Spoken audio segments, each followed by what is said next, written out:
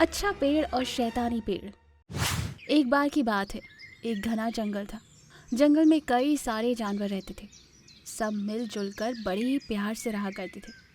उसी जंगल में बबलू डब्लू नाम के दो पेड़ रहते थे।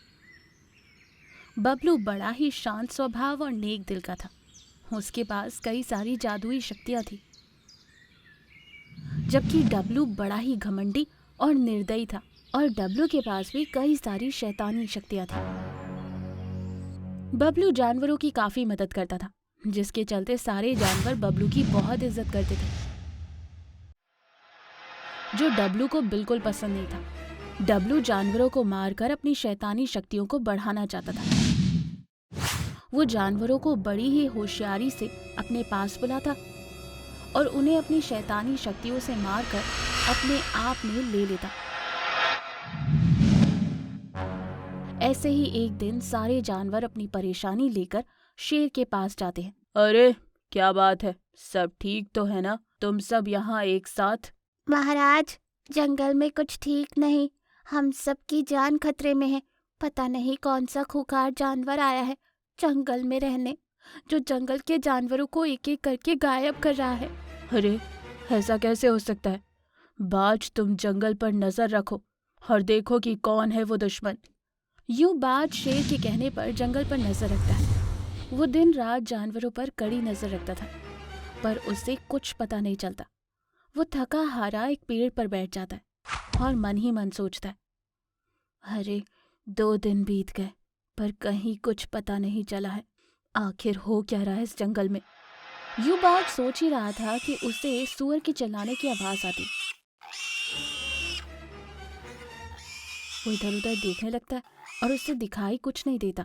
वो थोड़ा आगे जाकर देखता है और वहां के नज़ारों को देखकर बाज की आंखें खुली की खुली रह जाती। डब्लू अपनी शैतानी शक्तियों से सूअर को मारकर अपने आप में ले रहा था। ये देखकर बाज को अपनी आंखों पर विश्वास ही नहीं होता। वो तुरंत शेर के पास जाकर शेर को सारी बात बताता है। अरे पर ऐसा कैसे हो सकता है?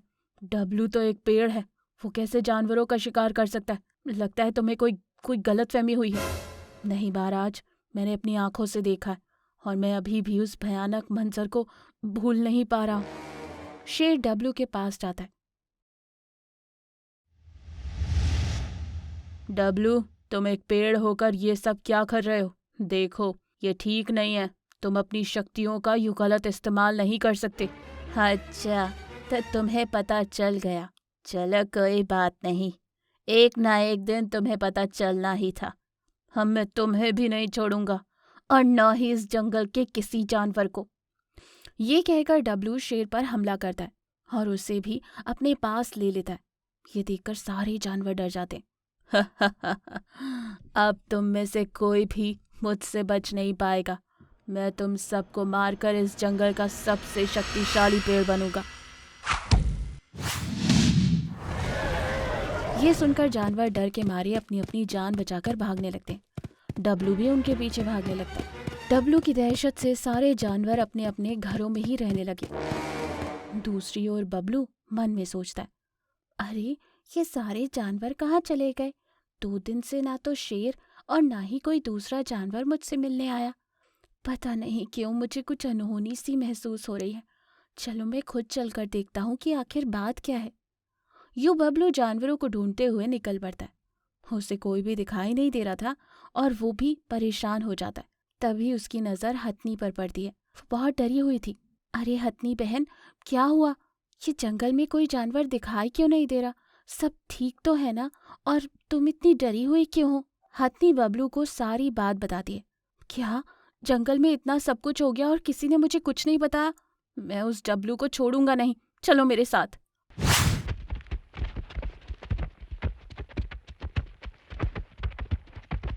यूं हथनी और बबलू डब्लू के पास जाते हैं। डब्लू, ये तू जो कर रहा है ना वो ठीक नहीं है। हम पेड़ हैं, इन जानवरों को छाया देना और इन्हें फल देना ही हमारा कर्तव्य है, ना कि उनका शिकार करना। तुम जो कर रहे हो वो प्रकृति के खिलाफ है। देखो बबलू, तुम मुझे नसीहत देने की कोशिश मत करो। मैं इन सारे जानवरों को मारकर इस जंगल में सबसे ताकतवर बनना चाहता हूँ और ऐसा करने से मुझे कोई नहीं रोक सकता। नहीं, मैं तुम्हें ऐसा नहीं करने दूंगा। तुम्हें प्रकृति के विरुद्ध जाने नहीं दूंगा मैं।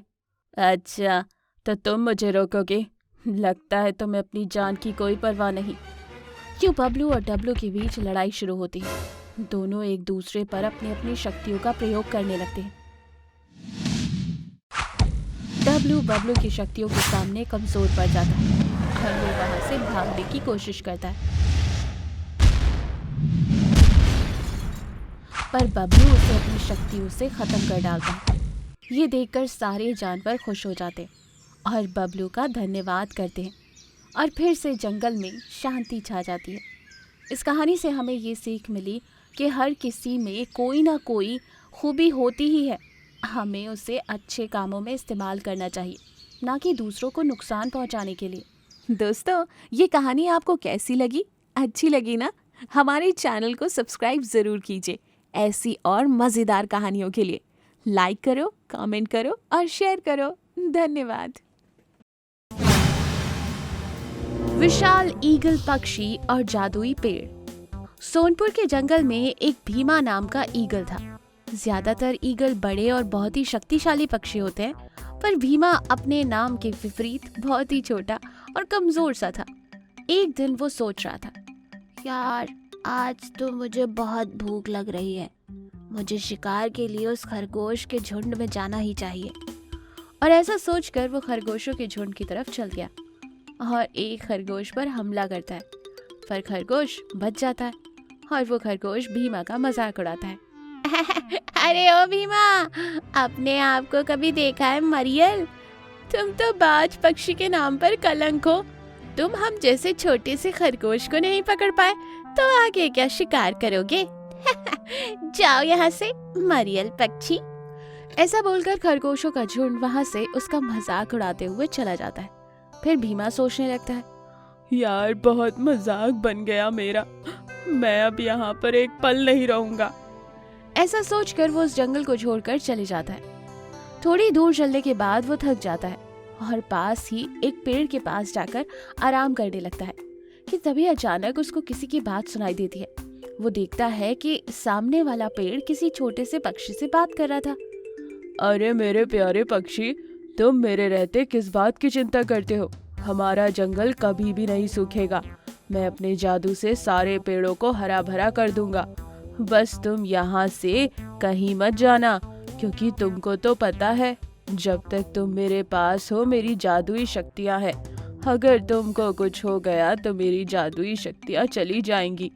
ऐसा ही तो वरदान मिला है ना हम दोनों को।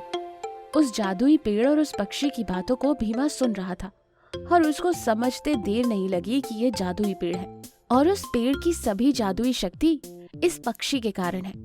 फिर वो उस पक्षी का पीछा करने लगा। फिर एक दिन अचानक उस पक्षी को अकेला पाकर वो तुरंत उस पक्षी पर हमला कर उसको पकड़ लेता है। तभी वो पक्षी बोलता है, अरे मुझे क्या पकड़ रहे हो? छोड़ दो मुझे। मुझे तुम अपने उस जादुई पेड़ के पास ले चलो। फिर वो पक्षी भीमा को उस जादुई पेड़ के पास ले जाता है। फिर भीमा उस जादुई पेड़ से बोलता है, ओ जादुई पेड़, तुम दोनों को मैं कोई नुकसान नहीं पहुंचाना चाहता हूँ और मैं तुम दोनों का राज भी जानता हूँ। बस तुम मेरी इतनी सी बात मान जाओ। मैं तुम्हारी हर बात मानने को तैयार हूँ, बस तुम मेरे इस पक्षी दोस्त को कोई नुकसान नहीं पहुंचाना। तो ठीक है, तुम मुझे एक विशाल पक्षी बना दो और मुझ में ऐसी जादुई शक्तियाँ डाल दो जिससे मैं जानवरों का शिकार आसानी से कर सकूं।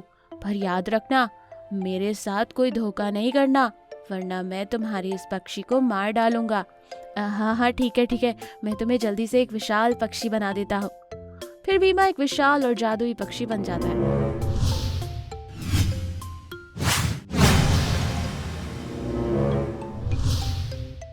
अब मैं इन जानवरों को एक एक करके खाऊंगा और जिसने भी मेरा मजाक उड़ाया था सबसे बदला लूंगा। इसके बाद रोज वो छुप छुप कर जानवरों का शिकार करने लगा, जिससे सभी जानवर परेशान होने लगते हैं। तभी एक दिन शेर सभी जानवरों को बुलाता है। जंगल में जानवरों की संख्या कम होने लगी है। मुझे तो कुछ गड़बड़ लगता है कोई बाहर का शिकार कर रहा है। तभी खरगोश वहां आता है और सभी जानवरों से बोलता है, भाइयों तुम सब मेरे साथ जल्दी चलो, वहाँ मैंने एक विशाल पक्षी को देखा है जो हमारे जंगल के जानवरों को मार कर खा रहा है। फिर सभी जानवर जाकर देखते हैं और वो सब हैरान हो जाते हैं। तब शेर बोलता है, अरे ये तो भीमा है, पर ये इतना विशाल कैसे बन गया? मैं अभी इसको मजा चखाता हूँ। और शेर भीमा को ये सब शिकार रोकने के लिए बोलता है, पर भीमा बात नहीं मानता और फिर दोनों में लड़ाई होने लगती है। पर शेर कुछ ही समय में घायल हो जाता है। फिर भीमा बोलता है, तुम सब मेरा कुछ नहीं कर सकते, तुम सब ने मेरा बहुत मजाक उड़ाया है, अब तुम सबकी एक एक करके मरने की बारी आ गई है। ऐसा बोलकर भीमा वहाँ से उड़कर चला जाता है और रोज वो जंगल के जानवरों का शिकार करता है। एक दिन हिरन उसका पीछा करता है और सोचता है, मुझे पता लगाना होगा कि इस भीमा के पास इतनी शक्तियाँ आई कहाँ से, और ये शिकार करने के बाद आखिर जाता कहाँ है। तब हिरन देखता है कि भीमा उस जादुई पेड़ से कहता है, इसी तरह मुझ में जादुई शक्तियाँ डालते रहो और मैं तुम्हें कुछ नहीं कहूँगा और ना ही तुम्हारे इस पक्षी का कोई नुकसान होने दूंगा। भीमा वहाँ से जब उस पक्षी को लेकर उड़ जाता है, तब हिरन उस जादुई पेड़ के पास जाकर उससे बात करता है, हे जादुई पेड़, तुम भीमा को इतना विशाल और जादुई कैसे बना रहे हो? ये हमारे जंगल के जानवरों को मार कर खा रहा है और हमारे जंगल में धीरे धीरे जानवरों की संख्या कम हो रही है, तुम्हें कुछ करना होगा। जादुई पेड़ बोलता है, जब तक वो पक्षी उस भीमा की कैद में है, मैं तुम्हारी कोई मदद नहीं कर सकता। हिरन वापस अपने जंगल आकर सबको ये बात बताता है, शेर को भी। ये बात सुनकर शेर बोलता है, हमें कुछ ना कुछ करके उस पक्षी को आजाद करना होगा ताकि जादुई पेड़ हमारी कुछ मदद कर सके। फिर भीमा उस पक्षी को पकड़कर उस जादुई पेड़ से कुछ बोल ही रहा था कि तभी हिरन और शेर दोनों एक साथ उस भीमा पर हमला कर देते हैं। इस अचानक हुए हमले से भीमा घबरा जाता है और उस पक्षी को अपने हाथ से छोड़ देता है और तुरंत वो पक्षी उड़कर सीधा जादुई पेड़ के पास जाकर बैठ जाता है। तब जादुई पेड़ बोलता है, बहुत हो गया भीमा, जितना तुम हम सबको सता सकते थे सता चुके हो, अब मैं तुम्हें नहीं छोड़ूंगा। और फिर जादुई पेड़ और उस भीमा में भयानक लड़ाई होती है और कुछ ही समय में भीमा मारा जाता है और फिर सभी जानवर उस जादुई पेड़ का धन्यवाद करते हैं। सभी जानवर फिर से हंसी खुशी प्यार से रहने लगते हैं। इस कहानी से हमने ये सीख ली कि हमें कभी भी किसी कमजोर का मजाक नहीं उड़ाना चाहिए, ताकि ऐसा ना हो कि उसके मन में हमारे लिए बदले का भाव आए, और हमें हमेशा अपनी शक्तियों का सदुपयोग करना चाहिए।